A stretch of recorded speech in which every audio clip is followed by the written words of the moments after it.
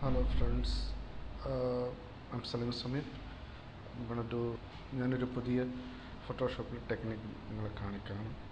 It's Photoshop CS5 ആണ് ഉപയോഗിക്കുന്നത്.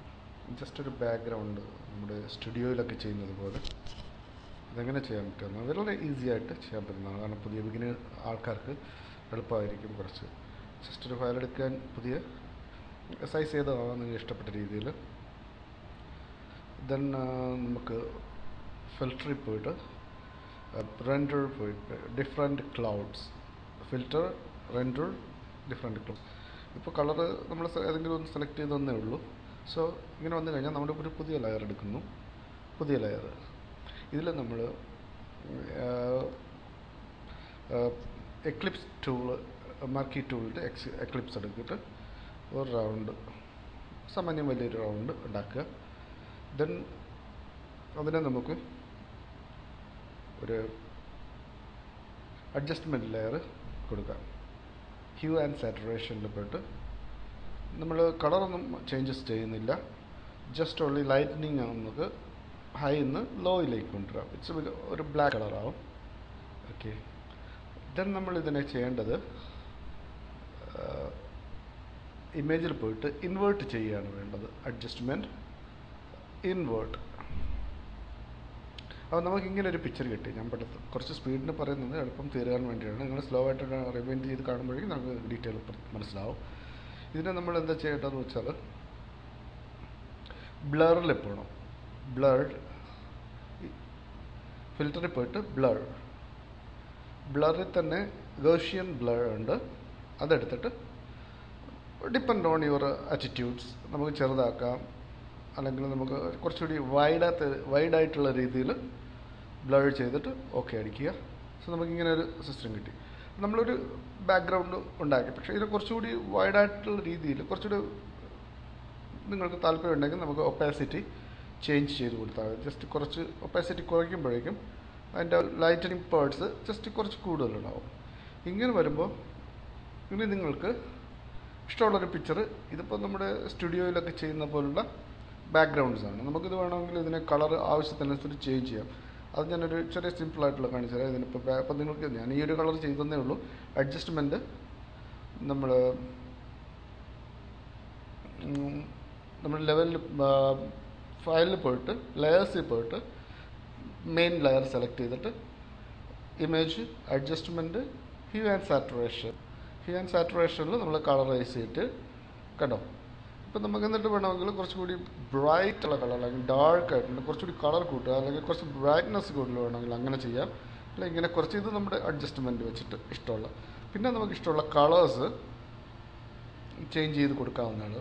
ഇഷ്ടമുള്ള കളർ ഇവിടെ നിന്ന് സെലക്ട് ചെയ്തിട്ട് കൊടുക്കാവുന്നേ ഉള്ളൂ.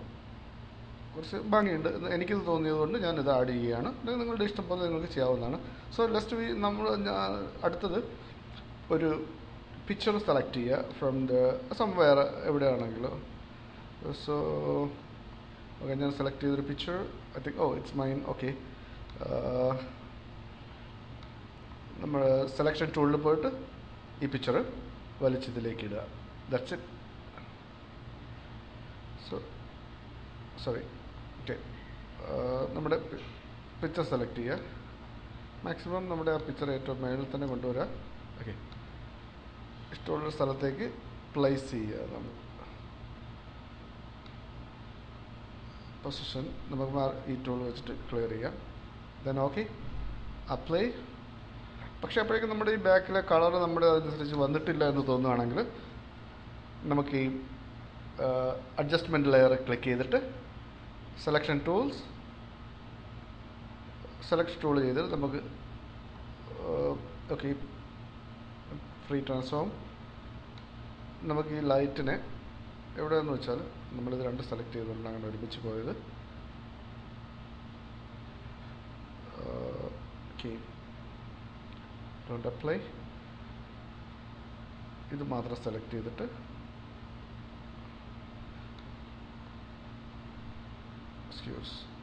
അത് ഒരു ചെറിയ അപ്പോൾ മൂവ് ചെയ്യാൻ വേണ്ടിയിട്ട് നമ്മൾ ഫ്രീ ട്രാൻസ്ഫോം പോവുകയാണ്.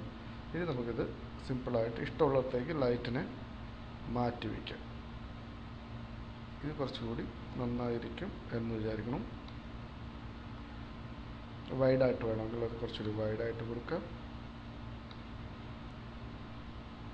ഓക്കെ, നിങ്ങളിഷ്ടം ആഡ് ചെയ്യുക. ബാക്ക്ഗ്രൗണ്ടായി. സോ നെക്സ്റ്റ് വീഡിയോ നമുക്ക് എന്തെങ്കിലും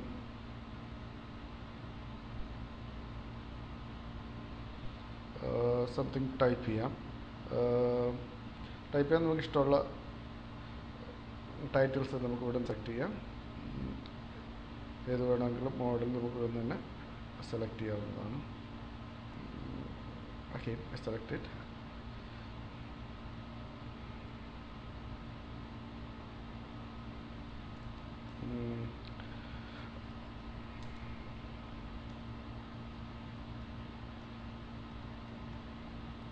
As cool